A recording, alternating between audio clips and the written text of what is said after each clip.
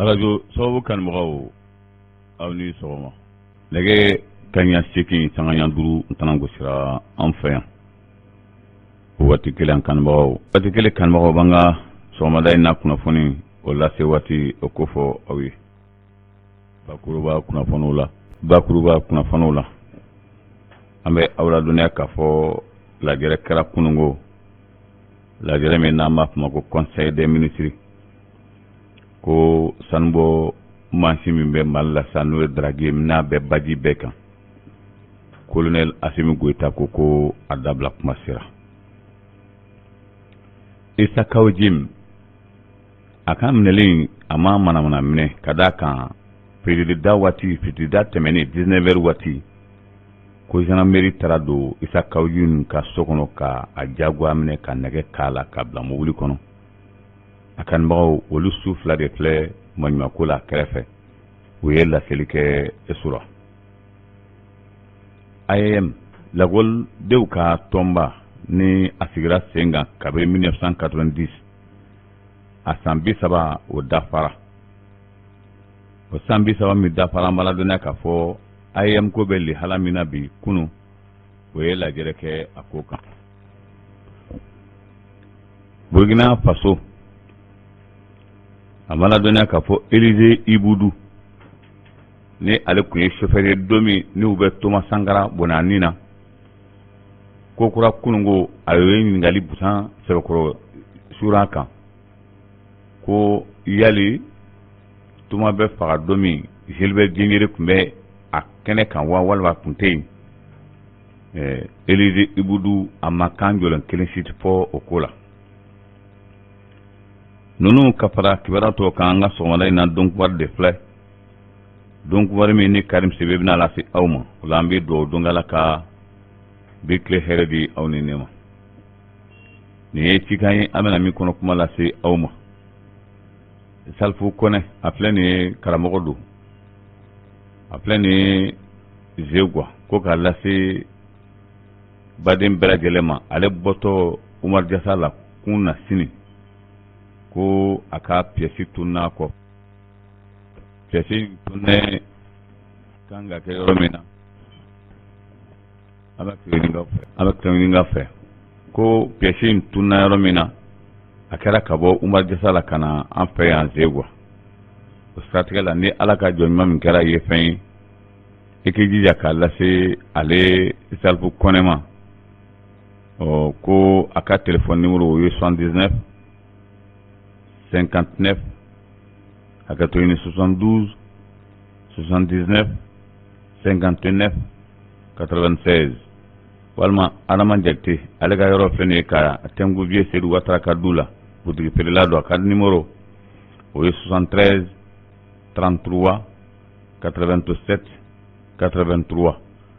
faamuyali ko ɲuman o ɲinilen don aw fɛ nin cikan in na Isa Kawjim a ka minɛli o dongo ka dugu jɛ kunungo la kunasini na sɛbɛkɔrɔ gɛlɛyara kosɛbɛ ka d'a kan ko o taara Isa Kawjim minɛ safo seli waati a ka denbaya yɛrɛ la o kɛra sababu ye ni a kanubagaw caman wulila a tile filanan a so filanan tun ye sɔrɔ ye ka taa a ɲini k'i ɲɛ d'a kan olu taara ɲɛ d'a kan kɔni ye min fɔ ko baasi foyi t'a la a bɛ kan na ko o kɔni a bɛ min f'u ye ale bɛ bolo min kan k'a t'a yɛrɛ bolo kɔrɔ a t'a yɛrɛ bolo kan tan Isa Kawjim ko u taara minɛ cogo la min gɛlɛyara dɔɔnin a kanubagaw olu kɔni ye taama kɛ ka taa sanfɛ sura sani u ka fara ɲɔgɔn na u ye kunnafoni dɔw di ka sanga nin waleya in ma Isa Kawjim ko a minɛ cogo min na ko tiɲɛ na ko tɛ a minɛ cogo yɛrɛ ye ko kɛcogo wɛrɛ tun kan ka sɔrɔ a la min nin tɛ kelen ye o siratigɛ la u ye laseli caman kɛ ka ɲɛsin ma ko min kɛra ko olu kɔni fɛla ma kɛ nin ye tan o ye min fɔ sɔrɔ o faratɔ ɲɔgɔn na an k'o lamɛn ko ka sabu kɛ k'a ye kuma min bɛ maaw su ko k'u su murti kan donc o siratigɛ kana la a bɛ kan na depuis surɔ an tun bɛ yan ko 3 heures du matin donc an bɔra yan a sababu kɛ halisa a ma sɔrɔ o la bi dugu jɛra k'a daminɛ 10 heures fo ka n'a bila midi waati y'a ka téléphone d'a ma donc an bɛna lasara tile waati la waati min na dɔrɔn a y'a ka maaw wele ko u bɛna a labila donc olu nalen fo ka n'a bila sisan nɔ an bɛ yan donc formulaire tun bɛ ka rempli après o bolen yen CB n'a ka maaw ye ɲɔgɔn ye ko o kɔfɛ ko n'Ala sɔnna a bɛ labila donc an b'a dɔn k'a fɔ bi tilesen kuncɛ la a ka maaw n'o y'a baara ɲɔgɔn ye CNT mɔgɔw fana ye réunion ba kɛ a ka kow kama o dɔw bɔra olu fana ye a dangɛnina k'a fɔ bi a bɛna bila donc o siratigɛ kana la o de kama an kun ma kunnafoni d'aw ma ka avocat fana tun bɛ yan depuis kunu u bɛ taa ka segin la n'o ye maître Sapo ani maître Diop donc olu de kɔni y'a ka avocat ye donc u bɛ wulikajɔ la a ka maaw b'an bolokɔrɔ yan n'Ala sɔnna u bɛna déclaration kɛ donc a ka partager an bɛna micro ok Musa kele kɛ walasa ka se k'aw kunnafoni sabula dogolen tɛ maa si la maa caman mago bɛ kunnafoni na an bɛ se k'a fɔ kunu ka na sisan kunnafoni jɔnjɔn ma se ka di maaw ma maaw bɛ kunpan na hali n'a y'a sɔrɔ Isa Kɔnjimi yɛrɛ ni kunnafoni di in tɛ a fɛla ye kosɛbɛ nka wajibi don n'i bɛ tɔn kɔnɔ ko tɔndenw fana ka bɔ ka yira k'a fɔ bi i mana kɛ cogo o cogo mɔgɔ b'i bolo o ye encouragement ye donc o de kɛra bɛ sababu ye kabini kunu an bɛ se k'a fɔ fo 3 heures du matin fo bi o mobiliser donc maa min bɛna na kuma nin waati in na o ye Sowajigɛ ye ale de bɛna na kunnafoni di sabula an y'o de fɔ maa tɛ bɔ balan kɔnɔ ka t'i kɔnɔ gosi so donc ni maa ye min mɛn yan o de y'a ye sabula ni tinɛni ye min fɔ min f'i ma bama ɲɛko la an bɛ se k'a fɔ a dɔnbaga y'a f'i ye olu kɛra maa laban ye o ni maa min ni Isa Kɔnjimi kumana donc Sowajigɛ i ni su. voilà donc ale bɛna déclaration kɛ français la après là aussi non bɛ se ka fɔ non ale bɛna kɛ bamanankan na bɛ se ka kɛ bamanankan na a bɛɛ bɛ kɛ o la bɛ se ka kɛ bamanankan na ok aw bɛɛ ni su ok an bɛɛ bɛ yan nɔ kabini kunu surɔ président Isa Kɔnjimi taara nɔfɛ kunu surɔ a ka so a kɛra 19 heures waati an welela an bɛɛ ye ɲɔgɔn sɔrɔ yan nɔ 20 heures waati an n'a ye ɲɔgɔn surɔ an n'a kumana a ka avocat filaw fana nana maître Tapo ani maître Diop u fila bɛɛ nana an n'u kumana an tora yan nɔ fo 2 heures du matin an tun b'a fɛ k'a dɔn k'a minɛla ko mun kama on a été surpris k'a ye Serge Daniel de bɛ information di dɔɔni dɔɔni k'u to yen nɔ ko n bɛ ka fuiter Serge Daniel de b'a fɔ u bɛ k'a fɔ tan u bɛ k'a fɔ tan nɔ a minɛla pour des propos subversifs i n'a fɔ k'a ye kuma fɔ mun bɛ se ka na ni kɛlɛ ye jamana kɔnɔ o kɛra kunu donc a fɔra 2 heures du matin waati k'an ka taa ko sɔgɔmada in na k'u bɛna bila sɔgɔmada in na fana an nana kabini 10 heures an nana 10 heures an n'an ka avocat ni ɲɔgɔn ye an n'ale ka mɔgɔw fana ye ɲɔgɔn ye u ko sisan an ka to yen midi waati u bɛna bila bon sisan tuguni an bɔra yen sisan pour dire à tout le monde qui va bien an n'a ye ɲɔgɔn ye mais a minɛla cadre min kɔnɔna la en tant que président de l'ACRT parti faso ka wele ale et 4e vice-président du CNT du Conseil national de transition immunité b'a kan i tɛ se ka wuli dɔrɔn ka taa nɔfɛ convocation bɛ se ka d'a ma a fɛ ka taa jaabi u taa ten k'a cɛ mani militari k'a don mobili kɔnɔ ka na n'a ye il a le moral mais an'anw de bɛ baara kɛ ɲɔgɔn fɛ an bɛ nin kɛlɛ in na a ma daminɛ bi depuis 1 an et demi mani militari o bamanankan ye o y'a jagoya minɛ ka a jagoya cɛ ka bila mobili kɔnɔ ninnu ye Isa Kɔnjimi kanubagaw de ye o ye nin wulikajɔ kɛ fo sura da kuma an b'a ladɔnniya k'a fɔ farala ɲɔgɔn na a yala k'a fɔ Isa Kɔnjimi hali n'a sɔrɔ kun y'a fɔ k'a fɔ kabini kunun ko sɔgɔmada k'a bɛ bila ka t'o la tilegan fɛ k'a bɛ bila lansara k'a bɛ bila ninnu tora nin cogo in na tan faamaw ka baara kɛcogo ɲuman don ka d'a kan olu bɛ maa nɛgɛ nin cogo la fo ka taa yɛrɛ ka sɛgɛ ka yɔrɔ bila o siratigɛ la sɔrɔ u bɛ fara ɲɔgɔn na tuma min na kɔni dusuma kasalenba don o y'a jira kɔni k'a fɔ ko Isa Kɔnjimi a bɛ kan 1 kɔnɔna na bi tan ko a n'a hakili bɛ ɲɔgɔn fɛ kosɛbɛ hali n'a sɔrɔ ko minɛli ma bɛn a ma ka d'a kan minɛcogo in k'a kɛra lamaliyali bisigi ye a ka denbaya yɛrɛ sigilen ɲɛna ko o ma bɛn a ma a fɔra fɔ cogo min na Mali AEM lakɔlidenw ka tɔn a ye san 30 dafa ko fɛn min ni o ye 27 octobre 1990 27 octobre 2021 san 30 ni dɔ ko a y'o bɔ sisan kɔni o nin sen in ta in o AEM ɲɛmaaba Sirima Seydou Ɲare ale ye lajɛrɛba kɛ lajɛrɛ min na kun ye kanubaga caman wele a kɛnɛ kan lakɔli karamɔgɔ caman ɲɛma tun bɛ a kɛnɛ kan ka fara minisiriso min yɛrɛ ka baara ɲɛsinnen bɛ kalanko ma olu tun bɛ a kɛnɛ kan ani maa welelen dɔ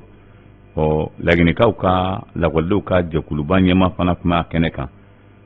fɛn min n'o ye Sirima Seydou Ɲare a y'a jira k'a fɔ ko ale kɔni bɛna welewele ma da kɛ sisan kɔni ka ɲɛsin malidenw ma nka kɛrɛnkɛrɛnya la lakɔli mɛtiriw ani gouvernement yɛrɛ tigilamɔgɔw ka d'a kan ko olu sɛgɛnna kojugu. IAM k'a ye gɛlɛyaba sɔrɔ hali n'a sɔrɔ a ye sanayɛlɛ sɔrɔ ko dɔw la ko nka ko a ye gɛlɛyabaw sɔrɔ gɛlɛyaba minnu ni a dɔw gɛlɛyara kosɛbɛ. A laban yɛrɛ ye min ye k'o ye grève banbali min filɛ sen na ni fɛɛrɛ tɛ ka sɔrɔ a la ko gouvernement ani lakɔli karamɔgɔw u ka lajɛ siɲɛ in na sa u ka se ka jigi u ka ton na walasa san 2022 kalan o bɛ se ka kɛ basigi kɔnɔna na cogo min na Sirima Seydou Ɲare ale ka kuma bolila nin kan kunu. Conseil des ministres Colonel Assimi Goïta y'a jira conseil des ministres kɛnɛ ka kunu ko ale bɛ min fɔ dagitigiw ɲɛna minnu n'olu bɛ di kan ni mansin subahana mansin sanuko nasiraw la ko kuma caman fɔra a ko la nka sisan kɔni a bɛna a kantigi da de yira k'a yira k'a fɔ minnu b'a waleya la kabiri tile 7 de dili mɔgɔw ma u ka kasaw ani kasow cɛ ni jɔn minɛnenw kɔfɛ i kɛra babolo fɛn fɛn kan a kɛra Kayi babolo ye o a kɛra Sikaso babolo ye o ni daraki kɔni bɛ ji sanfɛ Mali yɔrɔ o yɔrɔ ko a tigi ka kan minɛw cɛ yanni tile 7 cɛ ni tile 7 tɛmɛna a ka ca Ala fɛ ko jamana in man bon bɛɛ lajɛlen bɛ ɲɔgɔn dɔn ni min minɛn'o la ko o bɛ kɛ ka a tɔw olu ladi. Maliki Diawo CNT ɲɛmaaba ale tun ye don kɛrɛnkɛrɛnnen bila kunu joli di kama o jeli di kɛyɔrɔ la ale yɛrɛ tun bɛ a ye joli di k'a yira k'a fɔ ko bibi in na tan gɛlɛya bɛ Mali cɛmancɛ la kɛlɛ bɛ min dagalen filɛ nin ɲɔnɔ ko a jolibɔn ka ca kosɛbɛ siratigɛ la olu kɔni ye kununko labɛn k'o kɛ joli di ye joli di min ni ale yɛrɛ tun b'o kɛnɛ ka kununko ka joli di ka taa n'a ye kɛlɛdaga la. Grève caman kɛra kunu grève minnu kɛra kunu dɔ tun ye station Total Shell ani station minnu n'olu ni Faransi ka surun ko olu baarakɛlaw u ye baara bila kunu ka u ka nisɔngoya kɔni sɛbɛkɔrɔdira kosɛbɛ u ka patronw la a nana ye k'a fɔ Mali yɛrɛ sara fitinin o ye 8000 ye ko nka ko station Total a baarakɛla dɔw bɛ yen k'ale olu tɛ 8000 sɔrɔ wa ko garanti si t'a ko la k'a fɔ ko olu bɛ hamo la walima ko u ka baara kɛ sɛbɛn lakodɔnni b'u bolo ko o t'u bolo siratigɛ la ko olu kɔni y'a laɲini sisan kɔni ka baara bila kɛ walasa olu fana ka mankan bɛ se ka mɛn cogo min na jamana kɔnɔ ɲɛmaaw sa ka fara u ka patronw kan olu bɛ se ka fɛɛrɛ min kɛ ni ka olu bila u ka hakɛ kɔnɔna na ko o ɲininen don u maaw fɛ o kɛlen don bankiw fana tun ye u ka gɛrɛbuw boloda kunu banki caman y'a kɛ ko nka a nana ye k'a fɔ BNDA BDM ani banki dɔw olu kɔni ma sɔn nka BMS ale kɔni taara ka fara banki caman kan ko olu kɔni taara gɛrɛbu la nka a nana ye k'a fɔ dɔw kɔni ma sɔn a gɛrɛbu ma. Burukina Faso u ye ɲininkali sɛbɛkɔrɔba kosɛbɛ Elize Wudula kunu ko f'a ka ɲɛfɔli kɛ fɛn min n'o Thomas Sankara faga cogo min na ko a bɛ min kalama la i n'a fɔ Thomas furumuso y'a fɔ cogo min Madame Sankara ko ale kɔni b'a ɲini Ibu fɛ ale Ibu ma kisɛ ci a fɔra fɔ cogo min na ɲininkali minnu tɛnkunna la ko nka a bɛɛ kɛra Ibudu ɲina ka d'a kan ko Ibudu de tun ye chauffeur ye olu ta ye mobili boli k'i jɔ ka a tɔw lajɛ Elize Ibudu ko yali Thomas Sankara bɛ fa kuma min na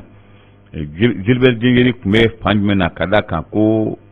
Thomas Sankara ka lakana jɛkuluba o ɲɛmaaya tun bɛ maa min bolo o ye Gilbert Diengeri de ye ni kɛlɛ in a kɛra ka Gilbert Diengeri to yen de wa walima a ma kɛ ka Gilbert Diengeri to yen de wa kuma dɔ la Elize Ibudu a bɛ jaabi de ko tiɲɛna ko Gilbert Diengeri tun bɛ yen ko nka k'ale famana min ma ko Gilbert Diengeri tununa ka na tila k'a fɔ ko ɲininkali caman nana k'a la ko ale yɛrɛ dalen t'a la ni Gilbert Diengeri tun bɛ yen o de kosɔn a ka avocat o kɔni o ye kuma ta o yɔrɔ bɛɛ lajɛlen na ko ɲɛ bɛ Elize Ibudu la ko Elize Ibudu laban ko a n'a hakili tɛ ɲɔgɔn fɛ o la ka sanga o ma ko min kɔni ka fisa ta ɲininkali ko k'a to nin cogo in na ko u ka yafa ale ka client ma n'o ye Elize Ibudu ye ko a hakili bɛ ɲini ka ɲagami o kɛ min kɛra fɛn min n'o ye Thomas Sankara ka avocat ye u y'a jira k'a fɔ maa min kumana kunu baasi foyi ma bɔ la a ye ɲɛfɔli bɛɛ kɛ k'a yɛrɛ woloma k'a bɔ ko bɛɛ lajɛlen cɛ ma n'a nana se Gilbert Diengeri ma e bɛ k'a kɛ i n'a fɔ kuma yɛlɛma seli ma walima i ni hakili tɛ ɲɔgɔn fɛ ko avocat ye mi fo o fo kuma ko o yo dan kadaka ko ibudu sebe ko kuma na kunu mama hakili nyami yorosi ala kunu mi nana se Gilbert Diengere konima na be ko nyami ko o fana wa dan to na ko wore o hakila de ka fo Elise Budu aka nga yere ngini aka tiyen fo na e tiyen fo be aka cha ala fe ko aleta kuma geleni ko ina aten ko sobe benen kan fi Emmanuel Macron kunu ko o bene jokoro munu kumbe kabiri to klela a san kɛmɛ ani san 30 filɛ tuma min na ni tubabu muru olu diinɛ farafina yan ko u ye jo minnu ani fɛnkɔrɔba minnu ta a nana ye k'a fɔ ko faransi ye benin ta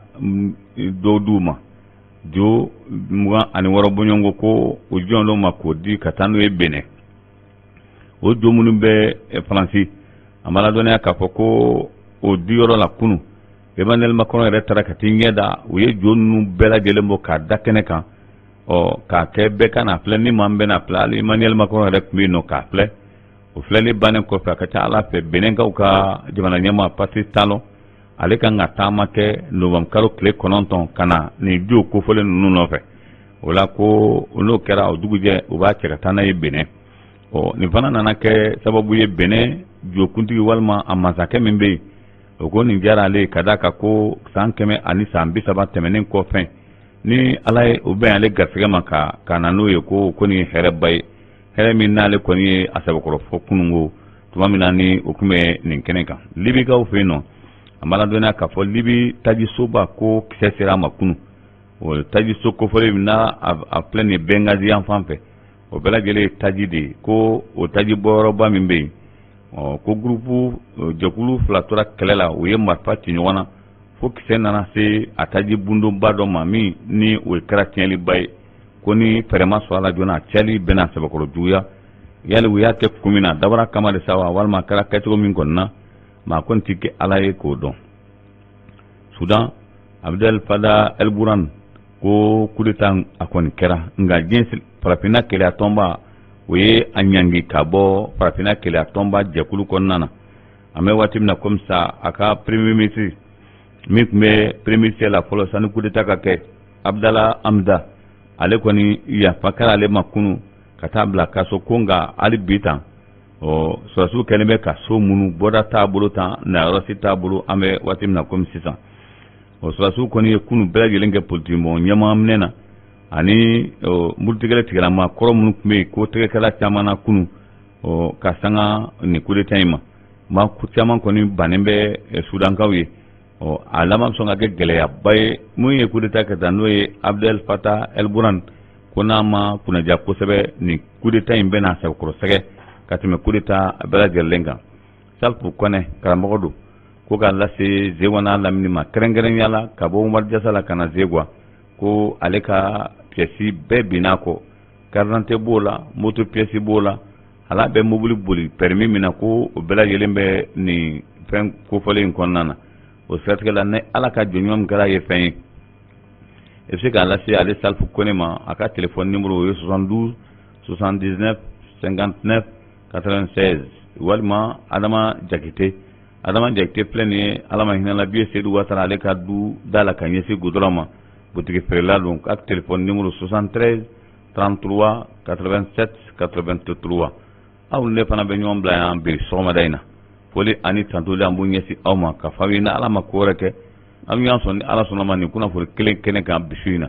sani o cɛ du o ye kan bɛɛ de aw kan bɛɛ waati la a to bɛ in ka salamu